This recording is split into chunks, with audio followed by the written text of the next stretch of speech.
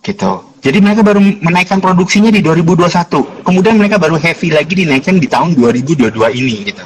Nah, itulah yang menyebabkan kebutuhan akan batu bara. Kalau kita lihat di Jerman, di Eropa, mereka semua butuh batu bara. Ya itulah yang menyebabkan harga batu bara melejit naik. Nah, tetapi sesuai dengan ya di channel saya sudah share di YouTube. Kebetulan pandangan saya sama Bu Sri Mulyani ini sama. Di awal Maret saya kasih bahwa puncaknya komoditas itu akan terjadi di tahun 2022 ini. Kenapa? Karena 2022 ini supply akan mulai kembali normal, kemudian inflasi juga sudah akan mulai turun. Secara global ya teman-teman, atau Pak Henry, jadi secara global inflasi akan mulai menurun. Indonesia tapi enggak. Indonesia tuh biasalah kita telat kena tail effect ya. Jadi mungkin teman-teman masih akan melihat inflasi Indonesia itu masih akan naik sampai kuartal 1 tahun 2023. Tapi dengan target Fed Fund Rate yang akan dinaikkan sampai dengan 3,5% di tahun 2022 ini, saya meyakini inflasi itu akan pelan-pelan turun sehingga di tahun 2023 depan ini komoditas akan memulai penurunannya. Akan tetapi baru tahun 2023 teman-teman. Jadi laporan keuangan pasti masih akan bagus di tahun 2022 ini. Jadi jangan takut. Nah kalau dicocok-cocokin sama Elliott Wave, memang gelombang terakhirnya atau wave 5-nya emiten coal dan nikel ini masih menyisakan satu wave lagi gitu, yaitu wave 5. Yang paling utama tuh masih tersisa itu ada kalau nikel Inco sama Antam. Gitu. Kalau coal semuanya masih wave 5. Seperti itu teman-teman. Jadi ya tahun 2022 ini laporan keuangan mereka akan bagus, tapi tahun 2023 harga coal akan memulai penurunannya. Dan komoditas lainnya ya. Gitu. Baik, jadi by technical sekali lagi di 2023 kita kalau percaya dengan tadi view dari Elliott Wave, kita mesti hati-hati karena udah mulai penurunan di awal tahun 2023 nih Pak ya. Yes. Baik. Gitu Pak. Thank you Pak pertanyaannya. Ini pertanyaan dari ini nih Pak, pertanyaan menarik nih Pak. Tolong dianalisa waskita dengan Adi Karya. Nah ini apa nih Pak? Mungkin ada story. Kalau saya perhatiin ya Pak ya, apakah dengan sekarang harga komoditas turun, ini kan bisa bikin alokasi dari belanja subsidi kita tuh kan yang mestinya bengkak kan mungkin bisa turun nih Pak. Karena kan harga minyak udah turun banyak, harga batu bara juga udah di bawah $400, CPO juga udah Rp4.000. Kalau dia dialokasiin ke konstruksi, apalagi IKM, menurut Bapak apakah waskita dan Adikarya ini menarik nih Pak? Boleh mungkin cerita view-nya nih Pak. Oke, di YouTube saya sudah saya tulis 3 bulan yang lalu perihal ini. Saya pendekatan saya untuk emiten konstruksi ini saya menggunakan analisa cash flow. Terus valuasi saya menggunakan EV per EBITDA. Ya udahlah itu agak-agak inilah supaya biar bisa masuk valuasinya. Urutan pertama saya pasang ADI dari sisi cash flow ya, healthy cash flow-nya saya pasang nomor 1 ADI, nomor 2 PTPP. Waktu itu Wika belum rilis laporan keuangan di kuartal pertama itu dia belum rilis laporan keuangan. Nah, kalau menjawab jadi urutannya nomor 1 ADI, PTPP. Nah, antara nomor 3 sama 4-nya ini ya either Wika atau waskita gitu. Tapi saya belum sempat analisa pada saat saya ngerilis video itu. Nah, untuk menjawab pertanyaan Pak Henry, jadi betul di tahun 2023 kemarin saya sempat mendengarkan Bu Sri Mulyani. Ya, pemerintah itu sudah jadi gini, Indonesia tahun 2022 ini sangat diuntungkan dengan ekspor komoditas sehingga current account Indonesia itu surplus selama 4 kuartal berturut-turut. Tapi Ibu Sri Mulyani tahu tahun depan tidak bisa kejadian seperti ini. Oleh karena itu mereka akan meningkatkan government spending. Nah, government spending yang mereka akan tambah adalah pada sisi konstruksi, di mana mereka sudah Kemenq sudah komit bilang mereka akan fokus dengan IKN, pembangunan IKN. Nah, makanya teman-teman bisa lihat kan, emiten konstruksi sudah mulai gerak dari bulan Juli, padahal biasanya mereka baru gerak di bulan September.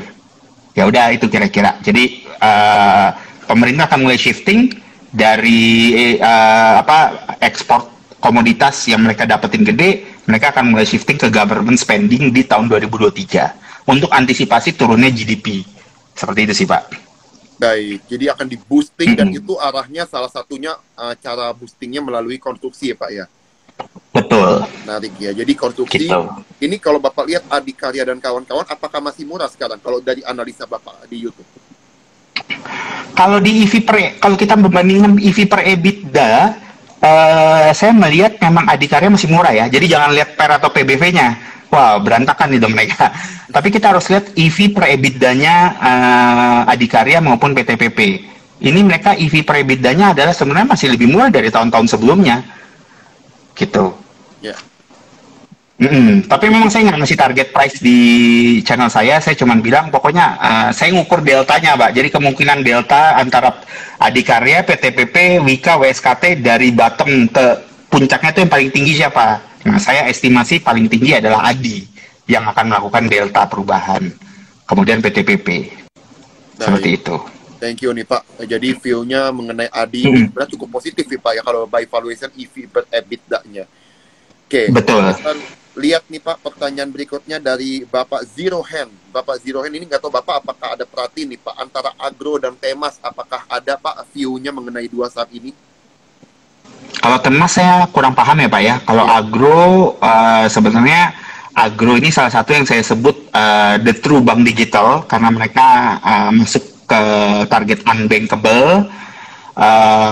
Ya hanya memang ya pahamlah kalau semi BUMN dia akan kurang agresif, tidak seperti Arto dan BBB. Tapi this is the true bank digital itu adalah Agro.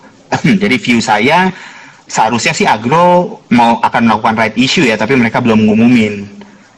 Agro pasti akan melakukan right issue lagi karena setahu saya DPR udah melarang nih BRI untuk nambah modal lagi ke Agro. Itu yang saya ikutin waktu rapat era PBN tahun ini ya kalau nggak salah, bukan era PBN sama Menteri BUMN. Pokoknya yang boleh right issue hanya BBTN, bank-bank lain dilarang untuk nambah modal ke anak usaha. Jadi pasti Agro akan right issue. Gitu. Ini kalau by technical menarik nggak nih Pak sekarang kalau pandangan Pak Dimas? Agro menarik. Menarik Pak. Menarik ya. Harus sebut angka apa nggak nih? Boleh Pak, sebutin aja Pak. Buat mungkin dia pengen beli atau apa kita nggak tahu nih Pak. Siapa tahu Pak Dimas akan yakinin fictionnya. Oke, minimumnya saya lihat Agro akan main sampai di atas 1,5K. Terus kalau alam semesta mendukung, Agro akan sampai di atas 2K. Gitu. Jadi ada faktor alam semesta dulu nih Pak ya. Iya dong Pak, semua kan harus kalau diridoi. Betul. Jadi diridoin di atas sama diridoi. Iya betul. Betul Pak. Jadi, kata Bapak Martli, jadi kesimpulannya Adi PTPP simbol roket 5 kali nih Pak. Jadi kayaknya nih semangat nih ya setelah mendengar dari Pak Dimas nih. Bapak Abdul Pangio bilang asik 2K. Nah mantap ya. Whole Agro kalau gitu kata Ibu Francisca. Ini kata-kata teman-teman loh ya, bukan saya yang rekomendasi loh teman-teman. Ini kan iya. Semoga mestakum. Ini analisa ya, jadi bukan rekomendasi ya.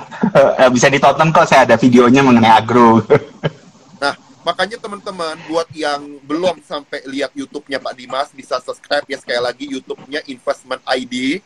Dan juga teman-teman mau dapat update, misalnya teman-teman pengen trading di Agro, kapan ini waktu yang tepat untuk bisa masuk by valuation seperti apa, bisa nanya Pak Dimas.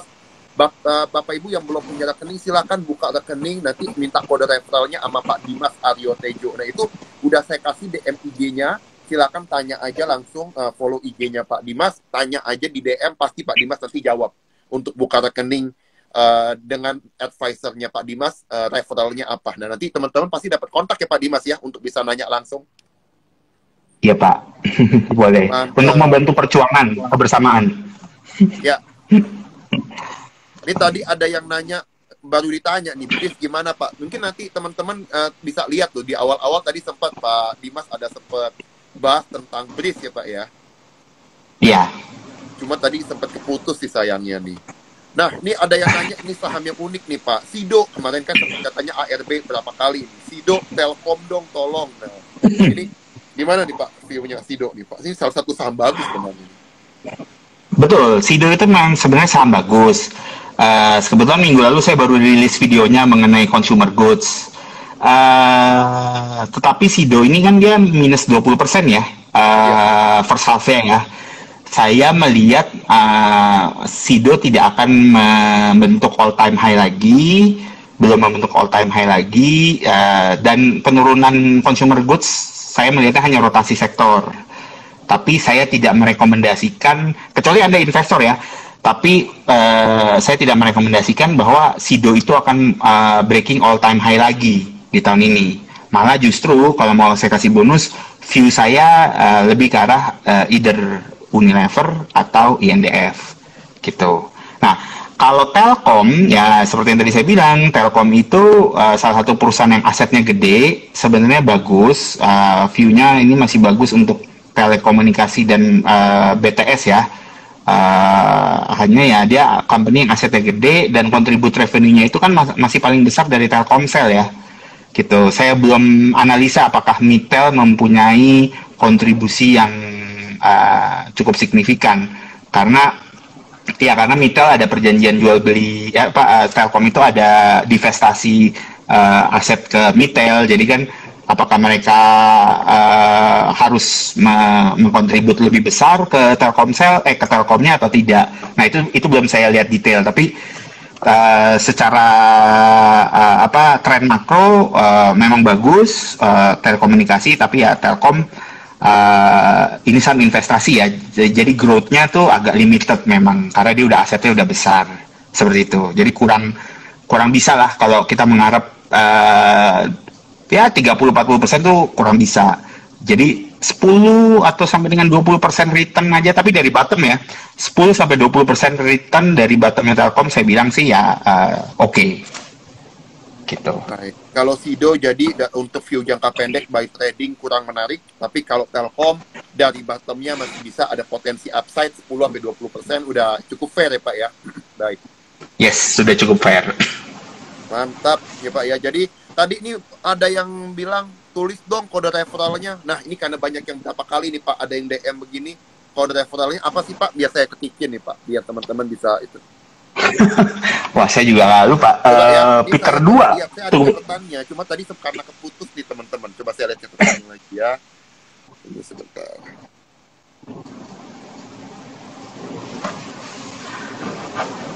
Peter 2 kalau nggak salah ya. Oh ini nih saya tulis ya. Langsung begini nih tulisannya nanti di Dimas.